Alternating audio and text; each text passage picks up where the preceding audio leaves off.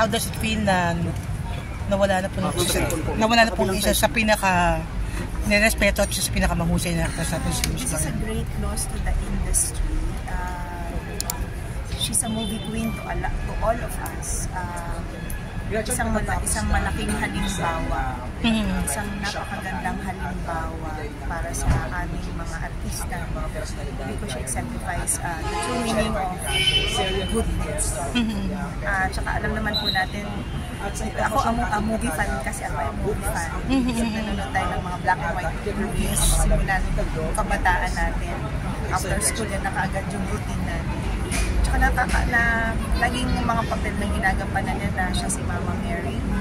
Kulang na lang haplosin mo si Tita Glo at mag-sign up na post kapag nakikita mo siya. She really is an epitome of goodness, of beauty, at saka pureness.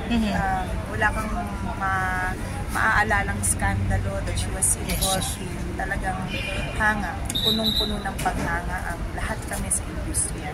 She is not just a mother but a very good example to all of us actors. You work with her before? Ano po yung mga pinagpilitan ng mga kalip? Lola Pasha, naggawa kami ng isang teleserye that she became one of my mothers in Dutch. So, ang special memory ko talaga sa kanya is more on the personal side kasi one time she showed me a picture, 2 pictures of her with my father-in-law. Diba naging leading lady before. Senior. And hiniram ko yung picture talaga. Sabi ko, tita, isusoli ko to sa'yo. Pariricopy ako, bibigyan ko ng copy ang father-in-law. At hindi nagtapos doon.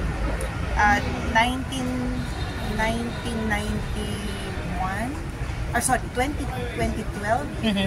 dinalaw niya together with Manay Itchu, Kuya Germs, ang daddy sa bahay during his stronger years. So, hindi ko talagang masasabi na hanggang fan artista lang or colleague lang.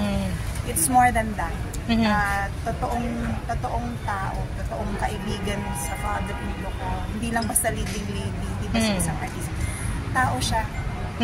Napakagandang beautiful person. Ano po yun? Delaney, can you read lang yung inyo pong binasa sa loob kanina? Yes, we filed, my sons, we filed the resolution and I'm sure Senator Bong also filed the resolution in the Senate. Ako naman, I did my part in Congress, a resolution honoring the life, legacy, and immense contributions of Philippine film and television icon Gloria Romero and expressing profound sympathies and sincerest condolences of the House of Representatives over her passing. Whereas the nation solemnly mourns the loss of Philippine film and television icon Gloria Romero or Gloria Ann Borrego Galia, professionally known as Gloria Romero, on January 25, 2025, whereas Gloria Romero's illustrious career spanned an unparalleled 6 decades, during which she appeared in over 250 motion pictures and television productions, establishing herself as one of the most enduring and admired personalities in Philippine show business and earning the title First Lady of Philippine Cinema. Whereas, at the young age of 11, Gloria Romero began her journey in the entertainment industry, first appearing as an extra in the 1949 film Ang Lumang Bahay sa Gulod, as well as in 2 other films, Prinsipe Don Juan and Bahay na Tisa in 1951.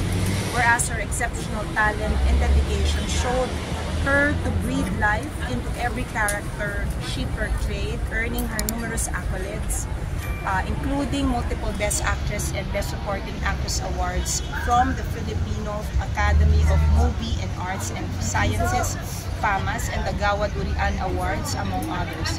Whereas Gloria Romero's most celebrated works include her award-winning performances in films such as Dalagang Ilocana in 1954, Alaalang Banal in 1959, Saan Nagtatago ang Pag-ibig in 1987, Nagbabagang Luha in 1988, Tanging Yaman year 2000, Magnifico year 2003, Tarima 2010, as well as her memorable role in the 90s television sitcom Palibhasa Lalaki from 1987 to 1998. Whereas even in the latter years of her life, Gloria Romero continued to grace both television and film, appearing in productions such as The Rich Man's Daughter in 2015, Meant to Be in Ang Panday 2017 and Rainbow Sunset in 2018, showcasing her enduring artistry and passion for her craft.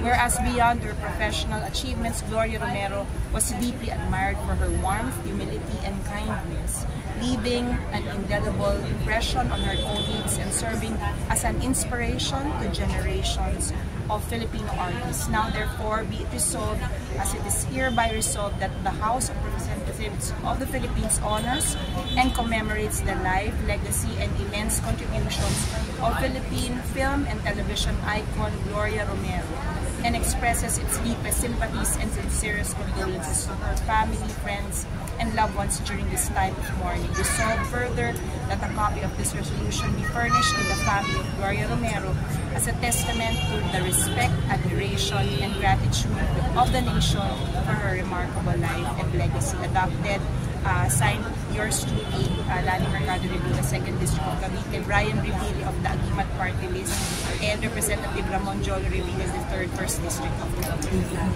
Alay po namin pa kayo ng Gloria Romero.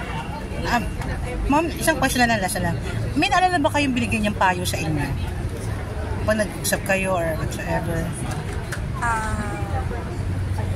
She was more of a walking example. Okay. The mere fact na wala kang naririnig na complaints about work, complaints about life sacrifices, her journey sa personal life niya, sa buhay niyang pag-ibig, sa buhay niya bilang nanay, talagang she's a walking beautiful example to all of us bilang isang tao at bilang isang artista. Miss Lani, ano pong na-feel nyo dun sa revelation ng best friend niya kanina na na-confine siyang 10 days sa hospital? Actually, I was one of the few people who knew about it. Okay. Tinawagan ako ni Tita Pempe kasi we were in the verge of explore. Kasi Tita Pempe was requesting me and Nadia Montenegro to take over Baliksamahan 2 kasi the Baliksamahan senior actors and actresses are, yun na nga sabi nga nila, papunta na daw nga sila sa departure area, which we don't want to talk about. We kept it a secret. I spoke with Marites and I know for that during those times iyak siya ng iyak. Hindi siya makausap ng maayos kasi malungkot na malungkot siya. Mabigat para sa amin na hindi magsalita because we respected the request of Marites na huwag ito munang malaman ng maraming tao. And up to this very day, hinintay namin siya na siya ang mag-announce sa mga tao na ito na nga po ang araw ng pagbuhan ng Panginoon ng Gloria, and kumbaga tapos na ang kanyang lahat ng Panginoon. It was very sad. It was very sad. Okay, maraming salamat po.